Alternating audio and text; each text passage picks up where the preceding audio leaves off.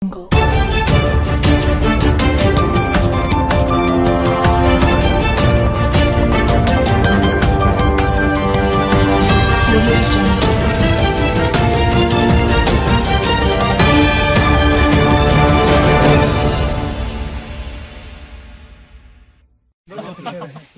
उद्योग समूहाच्या वतीने शेतकऱ्याच्या बांधावर ठेवून पिकाची पाहणी करण्यासाठी विपीके उद्योग समूहाचे चेअरमन आदरणीय मारुतराव पाटील चवळे गुद्दी सर यांच्यासोबत आपण शिवार फेरीसाठी आलेलो आहोत. तर आज आपण शिंदी गावामधील श्री आकाश कवळे या शेतकऱ्याच्या शेतावरती आपण आलेलो आहोत.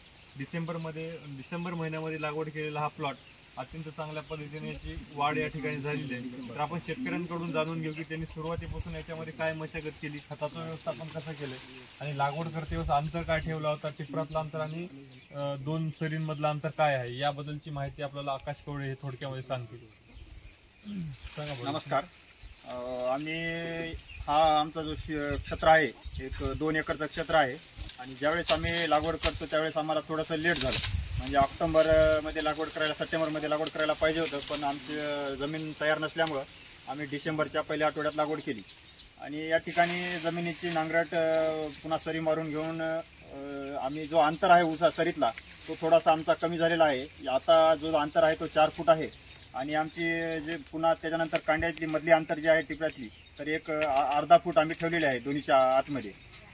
अशा प्रकारे खताचं नियोजन आम्ही 10-26 युरिया, पोटॅश एक 2-3 डोस याचे झालेले आहेत आतापर्यंत. आणि पूर्ण प्लॉटला बेसळ डोस 10-26 युरिया. आणि अपेक्षित उत्पन्न किती होईल असं वाटते? अपेक्षित उत्पन्न साधारण 80 टन हो आमची अपेक्षा आहे. ठिबक सिंचनामधून फर्टिगेशन खतं दिली होती? हो दिले होते. 12-61 आम्ही एक बॅग 25 किलोची सोडलेली आहे आणि पुन्हा 19-19 किलोची पण एक बॅग सोडलेली आहे. पुण्याला गेला होता का तू ट्रेनिंग? नाही, 2 वेळेस पैसे भरलो, तिकडेच गेले पैसे. आणि ह्या 2 तरुणांनी मिळून या ठिकाणी ऊस शेती अत्यंत चांगल्या प्रकारे केली.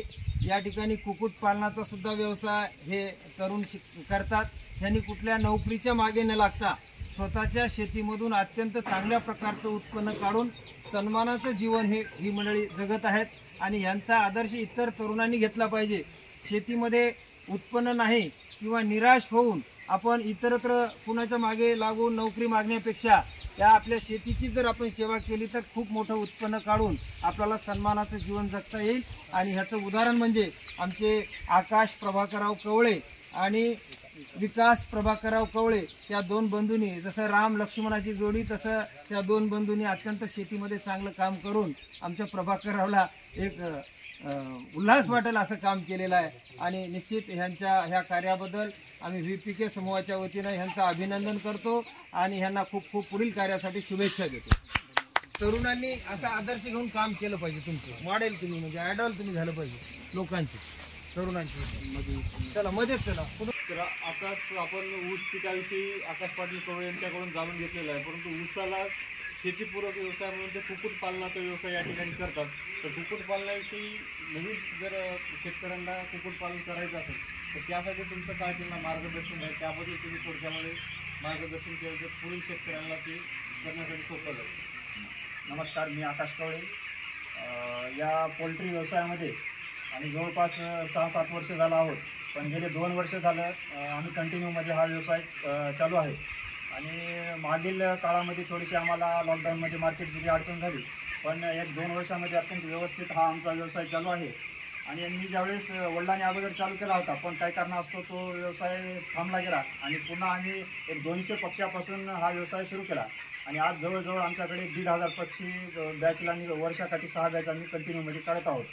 आणि अगोदर थोडंसं मार्केटचा प्रॉब्लेम होता, त्याच्यानंतर आपल्याला चिक्स आणायला प्रॉब्लेम होते, त्याच्यानंतर रोगराई जास्त होती. आता सगळा इलाज झालेला आहे आणि शेतकरी बंधूंनी, आमच्या तरुण मित्रांनी हा कुठेही बाहेर न जाता आपल्या शेतामध्ये स्वतःच्या पायावर उभा टाकण्यासाठी हा व्यवसाय केला तर एकदम चांगला होईल आणि आपण आपल्या घरचा गाडा व्यवस्थितरित्या या पोल्ट्री फार्मवर ओढू शकतो, एवढं मी नक्की सांगू शकतो. दूध डेअरी बाजूला आपलं हे गोटा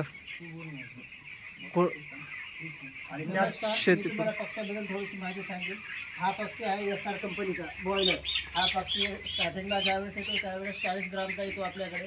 त्यानंतर दर दिवशी 42 दिवसापर्यंत हा पक्षी आपल्यापाशी 2.5 किलो म्हणजे 2 किलो 500 ग्राम एवढा होतो. हा पक्षी 2.5 किलो होण्यासाठी जवळपास 38 ते 39 ग्राम खाद्य खाते.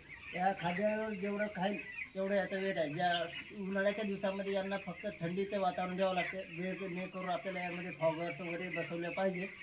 आणि थंडीमध्ये आपल्याला जेवढं लहानपणी जास्त काळजी घ्यायला पाहिजे 2 आठवड्यापर्यंत. उन्हाळ्यामध्ये नंतर 2 आठवड्याच्या नंतर काही नाही, पूर्ण व्यवस्थित वाढ होते याची. आपल्याला ज्याचा खर्च म्हणलं तरी पक्षी आपल्याला 30 रुपये जरी पडला तरी आपल्याला 2.5 किलो होईपर्यंत त्यांना येईल 150 रुपये खर्च येते पक्ष्यांना. जरी आपल्याला सर्वसाधारण किलोला पकडलं तरी 60 रुपये किलो एवढं खर्च येते.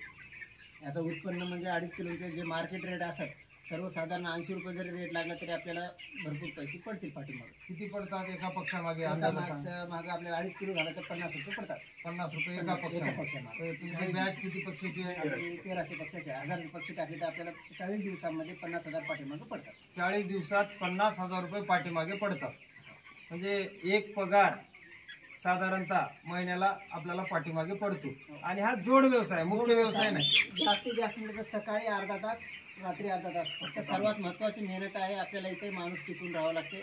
आणि सर्व त्यांच्या लक्ष म्हणजे यांच्या विष्ट्यापासून म्हणजे संडासपासून तर यांनी श्वास कोण्या पद्धतीने घेतात एवढं त्या लक्ष द्यावं लागते. तर याच्या अभ्यास आपल्याला होत आहे. सकाळी एक अर्धा तास आणि संध्याकाळी अर्धा तास एवढाच वेळ ह्या पक्षासाठी ह्यांनी देत असते. ठीक आहे, धन्यवाद.